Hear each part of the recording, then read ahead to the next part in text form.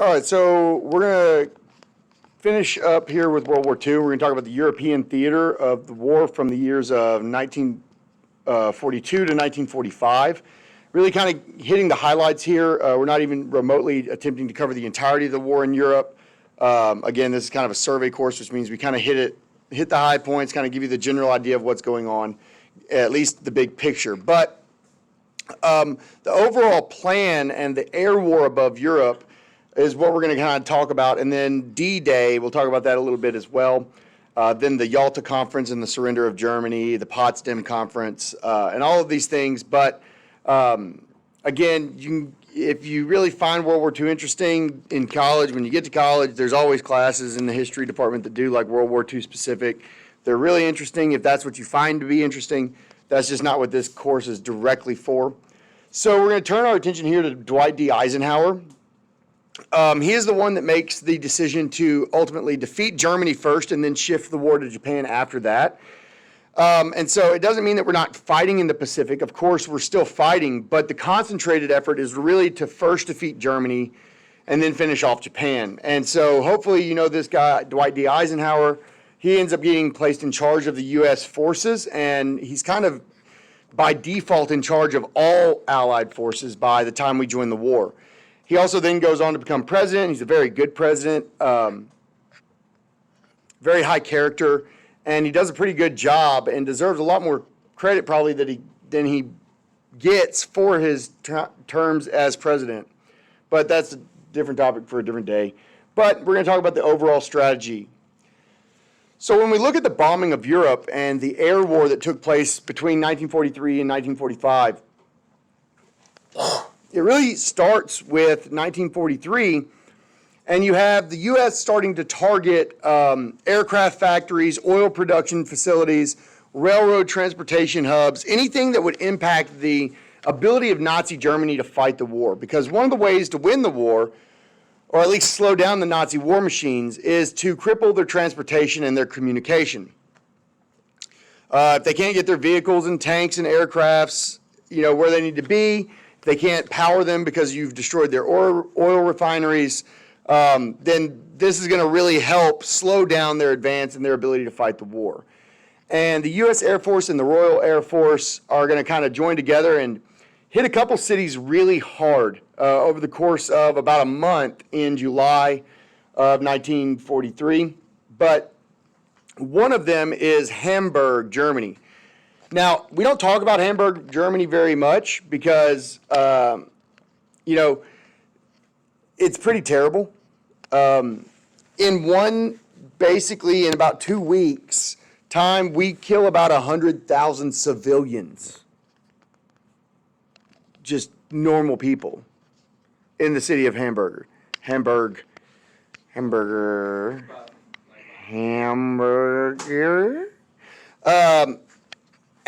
we're talking about, terrible, terrible loss of life, civilian life, because we're just bombing a city, a very populated city. And then we fast forward in terms of death count, another one is Dresden, which is in eastern Germany. There's a lot of refugees that were living there that were trying to escape out of the main fighting of Germany and in France and stuff. And in 1945, so you have people escaping to get away from the fighting, and they escape to Dresden, and then we firebomb it and kill about 60,000 people that were trying to get away from the fight. Again,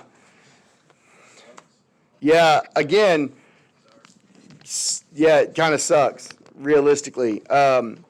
Again, this is an estimated 650,000 bombs are dropped on German cities. It essentially just leaves Germany in ruins after the war, which is kind of an inevitable consequence. But the simple truth is that when you're trying to win by, all means necessary, any means necessary, you're going to have collateral damage. You're going to take out civilians, and it's very disturbing. But, you also don't want to be like, well, we're not as bad as Hitler. Well, you're still killing women and children. So it's still bad, don't take it lightly or anything. But clearly the goal was to try and end Nazi Germany, which was killing millions of people.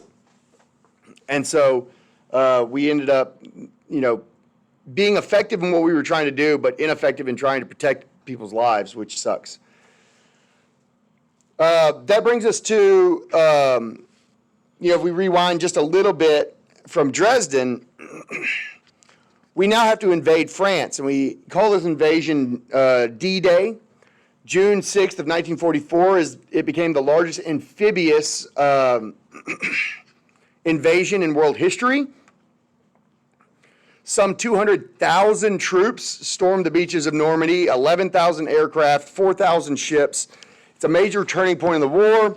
That, along with the dropping of the atomic weapons, become the two most famous military maneuvers in World War II. And there's been multiple movies and TV shows and stuff about D-Day, Saving Private Ryan, lots of others, not just that one, but like that's one that comes to mind. What's the other one? The Band of Brothers. That's a really good miniseries about it. But it's really going to be what allows the liberation of Western Europe from the Nazi Germans. And it's a big step that is going to help us launch the rest of the war effort to take out all of Nazi Germany. It was codenamed Operation Overlord, and the initial wave was about 200,000. It was about 156,000 American troops. The rest were British and Canadian forces. The Canadians don't get a whole lot of credit there, but they did take part in it. Much smaller population, but they do help with that. They land on 5 different beaches along a 50-mile stretch. It was very heavily fortified in this area, and it was a place where the Germans really wanted to protect and defend, and it was at a very high cost, but they do end up breaking through and eventually working their way into the rest of France because of this.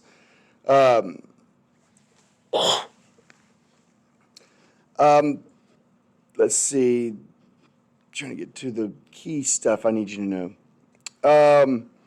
They actually tricked Hitler. They tried to trick him to make him think that they were going to actually invade somewhere else, which is one of the great deceptions in military history.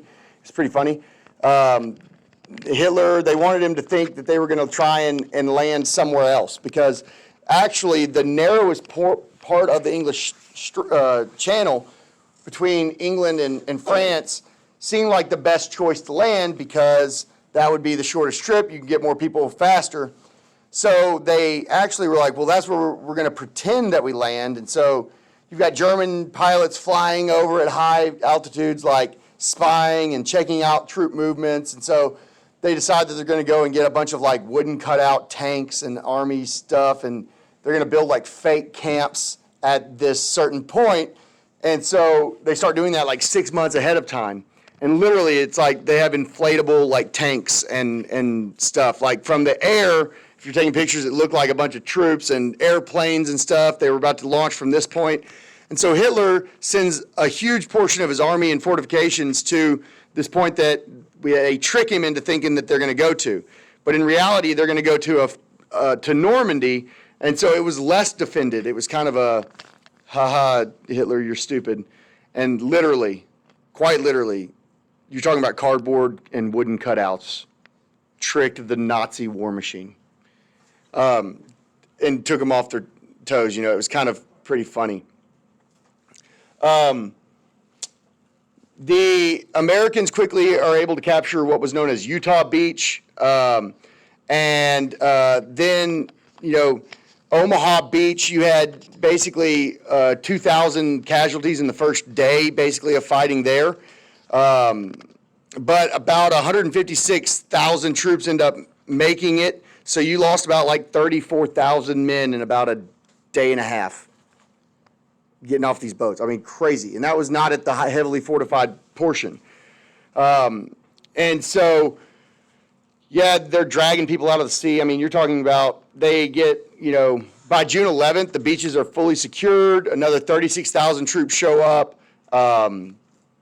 50,000 vehicles, 100,000 tons of equipment, and the Nazis are majorly confused, and this big fake out that the Allies are able to pull on them is kind of hilarious, but it throws them into a tailspin because they're completely out of place to stop the Americans from now advancing into the interior of France. And so, they're going to continue to march, and by August of 1944, the Allies are going to reach Paris and liberate it from the Germans. And so, the fact that they got faked out was probably, next to Operation Barbarossa, probably the biggest failure of the Nazis that really cost them the entire war. They were really stupid, and I'm glad that they all are no longer with us because they were a bunch of jerks. Yay, America. Now, G-Day was a big deal, but now we're up to 1945, the winter of 45. February 4th through February 11th, this is what's known as the Yalta Conference. It's a big conference. All the bigwigs from Russia and England and the United States are going to meet up. Now, at this point, Stalin is not the kind of enemy that he's going to become after the Russian purge, and right, he's still going to be fighting the Nazis, and he's going to help hold them accountable for war crimes, and the Nazi leadership is going to be held accountable by Russia, and then they're certainly going to help with Japan once Germany is defeated. But they all agree to this at this meeting. It's very, very important because they're basically saying this is what's going to happen after we win. So they meet up, hey, we're about to whip the Germans, we're going to whip the Japanese, this is how it's going to go down. The Allied forces close in on Nazi Germany. They get closer and closer to Berlin. However, on April 12th of 1945, FDR actually dies. Like natural causes, he dies as they're about to win World War II, which is kind of crazy. And so, he has a brain hemorrhage, and Harry Truman's going to end up taking over the rest of the war for him. And he's going to be the one that has to deal with the decisions made in the Pacific Theater later on. But by April 30th, Hitler commits suicide with his wife, Eva Braun, down in his bunker, which, something's fishy about it. The Russians, found him and kept the body. I don't know if the Russians didn't just tell the whole truth, but even the Russians have released their information about it, and they did a DNA test on the remains that they said came out of that bunker. Both of them were female, so clearly it was not Adolf Hitler's body in there. There's some estimates, there is some guesswork that he possibly escaped Germany and made it to Argentina possibly, and lived out his life there. No hard evidence of that. There's enough circumstantial evidence that, these conspiracy theorists and kind of people that, it's not just completely conspiracy theory, but there's some information that says that could have happened. But there's no definitive evidence that he did make it out. But definitively, you could say that whatever bodies the Russians say were his and Eva Braun's, one of them was not his. So there is that. But he was going crazy. Anyway, Germany surrenders on May 8th, which then became known as VE Day, Victory in Europe Day, and that is the end of Nazi Germany, and then we're going to deal with them after the war for sure. Harry Truman's going to take over, and he basically was a senator from Missouri. FDR put him on the ticket because he needed some conservative votes to win the election, so he picks this guy, and he had just been, vice president for less than a year, and all of a sudden he's president. And, he ends up making these really crazy hard decisions after FDR dies, but essentially he's the one that plans to, invade Japan and all of this stuff. It's kind of funny that they had already been building these bombs. The Manhattan Project was already underway. But Truman had no idea it existed until he becomes president. And they're like, oh, yeah, by the way, we've invented these bombs that are the biggest explosions that humans have ever seen. It's completely new technology. What do you want to do with it? And he's like, crap, right? And so, it becomes very, very interesting. But he wasn't at the Yalta Conference, so he didn't know all the deals that had taken place. And so it's going to become very interesting. Now, once you get to July and August of 1945, Truman, Stalin, and Churchill are going to meet once again, and then Clement Attlee, who's the new British Prime Minister, they're going to meet at the Potsdam Conference. Now it looks like, hey, victory is inevitable. They agreed how they're going to divide Germany up, and they're going to divide it up into how they're going to divide the land up, who's going to get to be an independent nation, and they're making all these decisions for everybody else at the Potsdam Conference, which is not going to turn out well. They also tell Japan, hey, you better watch out because we're coming for you next. You should probably, think about, consider, surrendering, and Japan's like, we ain't going to do it. We ain't surrendering. So that's kind of what's going to lead us into how the Pacific Theater kind of comes into play. We're going to continue to kind of get through this as quick as we can. So, Pacific Theater, the war's end. Japanese running wild pretty much. There are several attacks by Japan. December 10th of 41, the Japanese land in the Philippines and capture a bunch of American troops.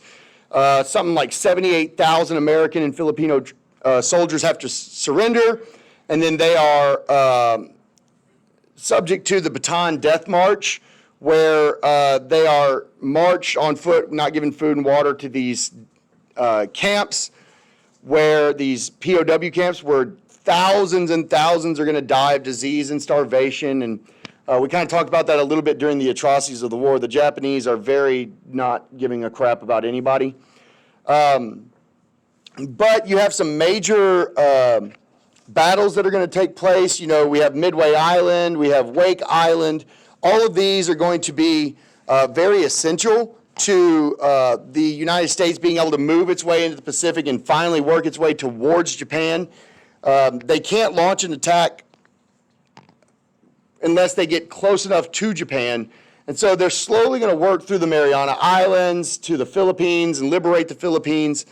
And eventually they're going to try and get all the way to these two islands of Iwo Jima and Okinawa, which are going to be two major islands battles that are going to really have a major impact on the success of what the United States is able to do against Japan. Now, the Manhattan Project during all of this was going on. Albert Einstein, who had escaped from Austria, had urged the U.S. to build what was known as the atomic bomb. And so they put this guy, Robert Oppenheimer, in charge of the whole project to build these nuclear bombs. And it employs over 120,000 people. It cost the government about $2 billion at the time, which is crazy amounts of money today. And they also do this completely without getting any leaks. Now, the way they do this is that they basically sequester 120,000 people away from the rest of society. And they do all of this in secret, all these scientists and stuff. Like, these people just disappeared off the face of the earth. Everybody was like, have you seen John? No, John's gone. Haven't seen him in like 2 years. Where'd he go? I don't know. He just disappeared one day. Have you heard from him? Nope. Like, no outside communication. Completely crazy when you think about it. But the towns of Oak Ridge, Tennessee, and Los Alamos, New Mexico become manufacturing and testing locations for this. This is Oak Ridge, Tennessee. They literally built these big, gigantic towns out in the middle of nowhere. And then for miles around, they surrounded them with big gates and tanks and military personnel that if you even got close to that, you'd be in bad trouble. So they completely sealed them off from the rest of the world so that nobody even knew that we were doing this. And so it was very effective, and obviously we're going to end up with the atomic bombs from that. Now, as we go to the Pacific Theater, the Japanese start using this new tactic called divine wind or kamikaze, where basically the Japanese are just going to fly their planes into our boats. Like, turn the planes into bombs, essentially. Like, we don't care if we die. Dying's the highest honor you can have. We'll just fly our planes into your boats if we look like we're going to lose. And so this is continuing and going, and even as the Japanese are starting to lose battles, they're like, we don't care. We don't care if we lose battles. We're just going to kill as many of you as possible. What's up? It shows that they're not going to go down without a fight. And like I said, this is going to get us all the way to the invasions of Iwo Jima and Okinawa, where we're going to basically, if we can take these two, then we'll be able to start bombing Tokyo itself. And once we do take these two, we basically start firebombing Tokyo with astounding numbers. Like, I think something like 200,000 buildings are destroyed in Tokyo, which is bananas. We kill like 100,000 people over the course of our bombing there. But Truman and his cabinet, they're trying to figure out a way, like, how are we going to end this war? It doesn't seem like Japan's going to give up. So they're going to take these two islands between February and June of 1945. Very intense fighting. The Japanese are basically completely committed to not giving up. I think that the U.S. suffered something like 75,000 dead on Okinawa alone. And you're talking about an island that is very small. We lose 75,000 soldiers on Okinawa, which is like here, little tiny island. It is, but we have to have it in order to be able to invade Japan. Now, this is one of the most iconic photographs of this battle here on Iwo Jima. They raised the flag, This was done on like the third day of the siege. They get all the way to the top of the island and raise the flag, but believe it or not, this has a very tragic story to it. I think every single one of these guys, I think there's there's four of them. One of them was a Native American, and they didn't want him necessarily it took a while to figure out who were actually the people that put the flag up. Some people had some, wrong identities associated with it. Everybody else, like 5 or 6 of the guys that went up to plant that flag, ended up dying within a week. The rest of them got shipped back home away from their units who they felt like they abandoned, and then they have to go and tour and talk about, oh, you raised the flag and all this stuff. There's really some really sad stories about the guys who actually ended up being in this photograph. Believe it or not, this was actually, I believe, they actually had to go recreate doing it, right? They raised the flag, and then they go back and recreated raising the flag because nobody took a picture of it the first time. And so they actually, the people that were in the photograph, they got, sent out, were the people who got recognized, even though those weren't the people that did it. And then the people that did go up there and raise the flag initially didn't want to be recognized because that was on the third day of a 2-month battle. They raised the flag on the third day, and then over the course of the next month, they lose 60,000 soldiers trying to defend that flag. So it wasn't oh, we raised the flag, we won. No, it was we raised the flag, maybe a little premature, and so it was very, very terrible. But I think there's a movie called Flags of Our Fathers. Very good movie. Very much worth a watch if you're into World War II stuff. It's kind of about these guys that were involved in raising this flag and the sad story of it, really. But then we kind of get, like I said, we get here and now we're able to go and drop these bombs. And so these are the 2 bombs. Now, Oppenheimer and his team are, finally able to develop the bombs. They go in, they tell Japan, hey, Japan, if you don't stop, you're going to wish you had. And Japan's like, yeah, whatever, we're never giving up. And so this new technology, it's going to serve a double purpose because Russia at this point, now that European war is over, Russia's kind of backing out on what they said they were going to do. Yeah, maybe we're not going to help with Japan and all of this stuff. Maybe we're just going to do our little Soviet Union thing now, and we're going to abandon you.